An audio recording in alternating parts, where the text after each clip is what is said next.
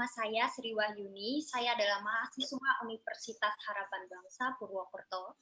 Di pertemuan Zoom kali ini saya memenuhi tugas agama yang diberikan oleh dosen pengampu saya, Ibu Ristiwa Marbun. Saya mohon persilahkan Bapak untuk memperkenalkan diri sebelumnya.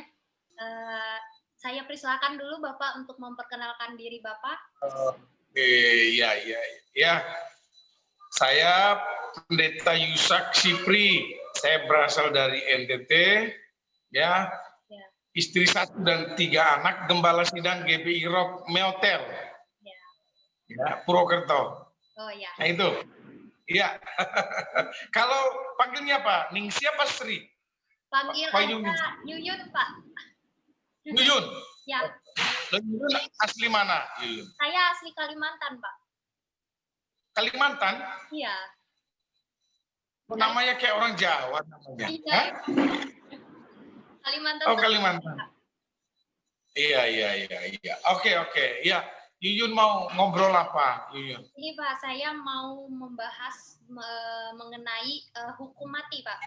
Jadi menurut Bapak nih, apa pengertian hukum mati dalam agama Kristen, Pak?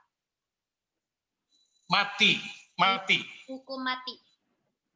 Oh, hukum mati. Iya. Jadi kalau menurut saya hukum mati itu saya tidak setuju. Karena apa? Yang pertama, yang punya hidup ini punya Tuhan, milik Tuhan. Ya, betul. Jadi bukan manusia, ya. Jadi setinggi apapun jabatan pemerintah, dia tidak punya hak, tidak punya wewenang untuk mencabut nyawa seseorang. Kalau hukuman berat, saya setuju. Tapi kalau hukuman mati, saya tidak setuju. Karena apa? Hidup dan mati kita ini milik Tuhan dan kepunyaan Tuhan. Jadi hanya Tuhan yang punya hak dan punya otoritas untuk menentukan kematian seseorang. Gitu. Baik, Pak. Lanjut ke pertanyaan yang kedua ya, Pak. Bagaimana pandangan agama Kristen terhadap hukum mati? Pandangan agama. Ya. Iya. Jadi saya yakin bahwa pandangan agama Kristen tentang hukuman mati itu memang tidak semuanya sama. Tapi pada prinsipnya semua hamba-hamba Tuhan, semua gereja tidak menyetujui kalau diadakan hukuman mati. Kan gitu. Jadi kalau mayoritas gereja Tuhan itu tidak menyetujui hukuman mati. Karena gitu. Jadi yang pertama, karena hidup kita ini punya Tuhan. Jadi gitu. Kalau hukuman berat, itu saya setuju. Agar menjadi jerah, menjadi efek bagi orang yang melakukan kejahatan. Tapi kalau hukuman mati tidak setuju. Karena itu melanggar. Melanggar apa? Melanggar ketetapan Tuhan. Jadi gitu. Jadi karena Tuhan yang memberi kehidupan. Tuhan yang menghembuskan nafas atas manusia sehingga manusia itu menjadi makhluk hidup. Jadi yang punya hak, punya otoritas untuk mencabut nyawa seseorang hanya Tuhan. Jadi tidak setuju kalau hukuman mati itu diterapkan. Begitu.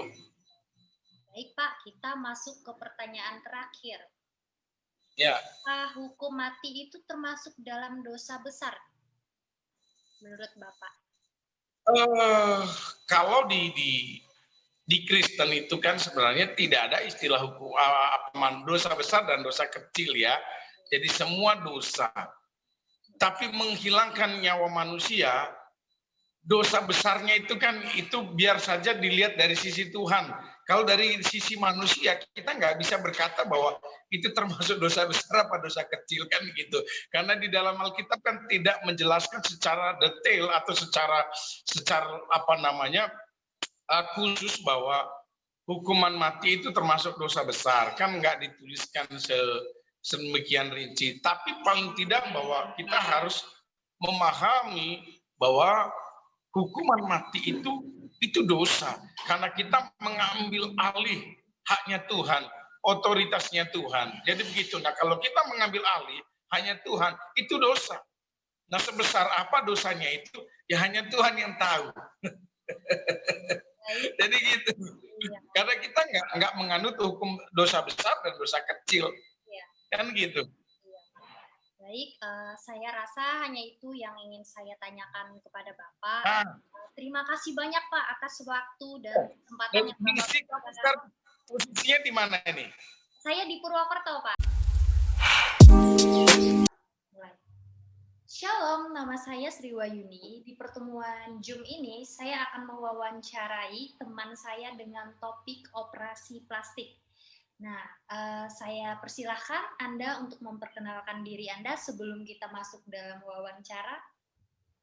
Perkenalkan, nama saya Elsie Sinta. Saya seorang mahasiswa kuliah di IAKN, Institut Agama Kristen Negeri Palangkaraya, dan saya memasuki semester 2 dengan jurusan Pendidikan Agama Kristen. Baik, langsung saja kita masuk ke sesi tanya-jawab. Ya, pertanyaan pertama. Apa pengertian operasi plastik dalam agama Kristen yang Helsi tahu? Sebenarnya, kalau yang saya tahu, dalam Alkitab nggak ada ayat yang menunjukkan benar-benar tentang pengertian operasi plastik, atau ayat-ayat yang menunjukkan tentang apa itu operasi plastik. Tapi dalam pandangan masing-masing ada pandangan hal positif dan negatif dari operasi plastik tersebut jika disangkut pautkan dengan berbagai ayat di Alkitab. Baik, masuk ke pertanyaan kedua. Bagaimana sih pandangan agama Kristen terhadap operasi plastik? Operasi plastik pada pandangan agama Kristen itu, pada sisi positifnya, ya, operasi plastik sangat dianjurkan untuk dilakukan, seperti untuk menyembuhkan cacat atau apapun itu yang memerlukan operasi plastik, dan itu dilakukan dalam hal positif, seperti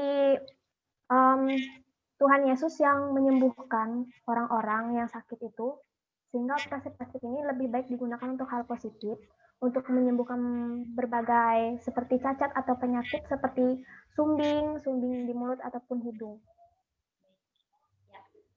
Pertanyaan terakhir nih Kak Helsi, apakah operasi plastik itu termasuk dalam dosa besar? Menurut aku, kalau operasi plastik itu termasuk dosa, karena ada orang yang tidak bisa bijak menggunakan operasi plastik tersebut. Mengapa?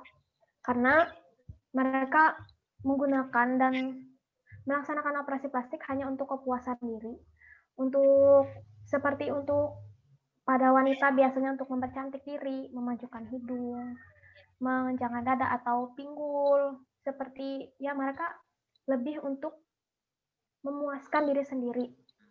Padahal pada Alkitab, Tuhan Yesus tuh Allah menyarankan kita tuh tidak sombong terhadap diri sendiri, tidak sombong, dan Tuhan tuh pengen kita tuh bersyukur dengan merawat, bukan merubah. Nah, Tuhan tuh sudah ngasih amanat ke kita, kita tuh harus berpakaian yang sopan, apalagi sebagai wanita, kita harus berpakaian seperti kalanya sedang ibadah.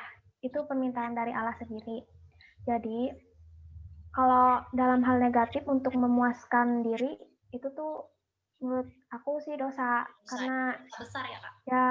Ya dosa, karena Tuhan tuh nggak mau kita merubah, tapi Tuhan minta kita bersyukur dan kita tuh menjaga diri kita untuk merawat, karena kita tuh kan Tritunggal, kan kita serupa dengan Allah. Jadi kita harus menjaga.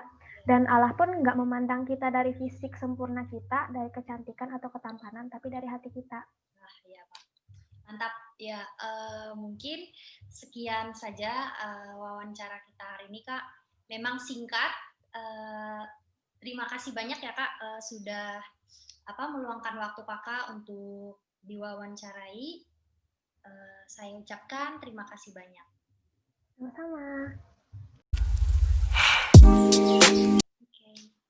Baik, Shalom, selamat pagi. Terima kasih atas waktu dan kesempatan yang Kakak berikan. Jadi di pertemuan Zoom kali ini saya akan mewawancarai mengenai topik mengenai topik LGBT.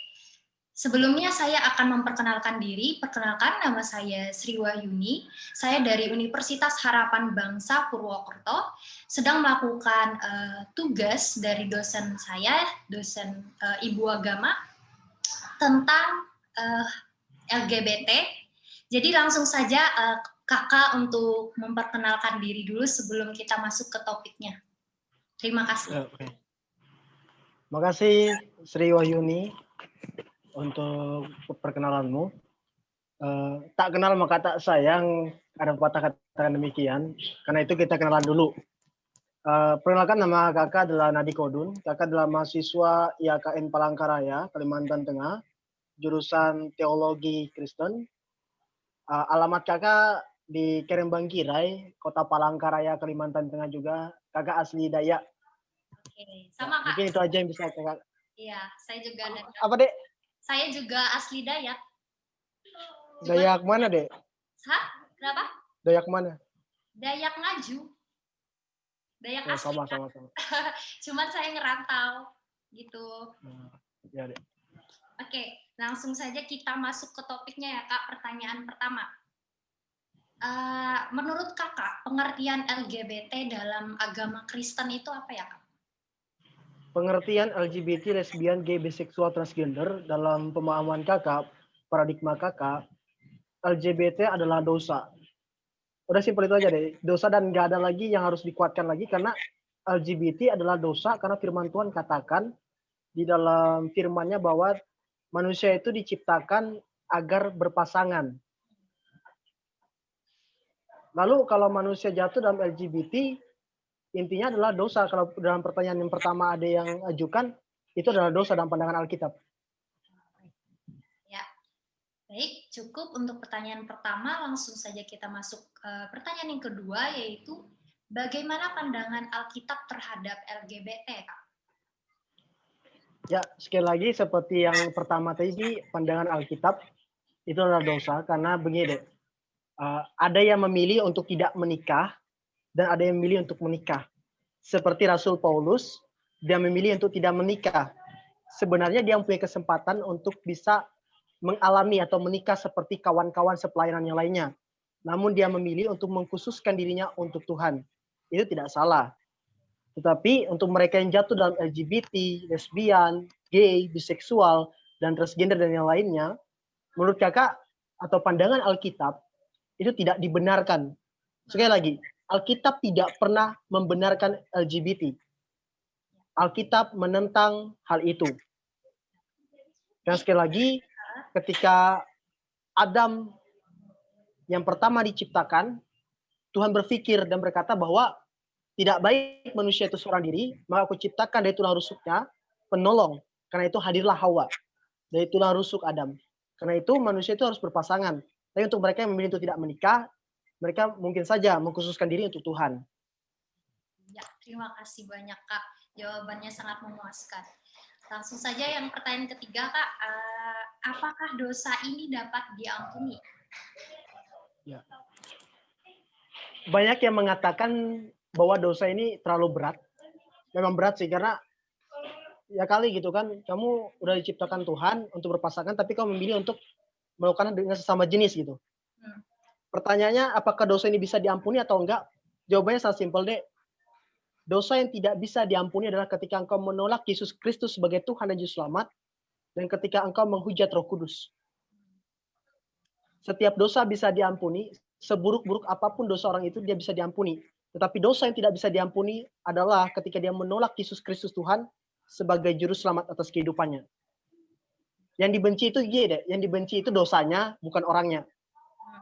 Ada 3 hal kenapa orang bisa jatuh dalam LGBT. Yang pertama, faktor broken home. Yang kedua adalah faktor genetik, tapi faktor genetik ini sangat jarang sekali. Yang ketiga, mereka pernah dilecehkan. Ya, saya rasa hanya itu yang ingin saya tanyakan. Terima kasih sekali lagi, Kak, atas waktu dan kesempatan yang Kakak berikan. Saya ucapkan terima kasih, Kak Nadi. Ya. Waktunya. Terima kasih sama-sama, Dek. Ya, terima kasih, Kak. Shalom. Shalom.